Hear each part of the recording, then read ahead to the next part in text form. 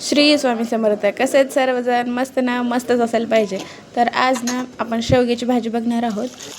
4 शेंगा मस्त धुवून स्वच्छ घ्यायच्या, कट करून गॅसवरती उकडायला ठेवायच्या आहेत. नंतर एक कांदा, एक लसणाचा कांदा आणि थोडीशी कोथिंबीर घ्यायची आहे. लसूण आणि कोथिंबीर आपल्याला एकत्र कुटायची आहे. शेंगा छान वाफरल्या की आपल्याला त्याला लगेच फोडणी मारून घ्यायची आहे. 2 पळ्या तेल घालायचं, जिरी मोहरीचा तडका द्यायचा. नंतर त्यामध्ये कांदा घालायचा.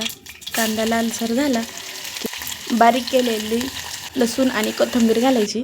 ते छान लालसर झालं की त्यामध्ये आपल्याला मसाले घालायचे आहेत. अर्धा चमचा हळद, अर्धा चमचा तिखट, 1 चमचा काळं तिखट, अर्धा चमचा गरम मसाला आणि अर्धा चमचा धने पावडर घालून आपल्याला मिक्स करून घ्यायचं आहे. ते छान मिक्स झालं की त्यामध्ये आपल्याला आपण घेतलेल्या शेंगा आणि ते पाणी तसंच घालायचं. तुम्हाला अजून पातळ करायचं असेल तर गरम पाणी त्यामध्ये थोडंसं घालायचं. नंतर मीठ घातलं आणि शेंगदाण्याचा कूट घातला. कशी दिसते भाजी? मस्त ना? आवडला असेल व्हिडिओ तर लाईक करा, शेअर करा आणि चॅनलला मात्र नक्की सबस्क्राईब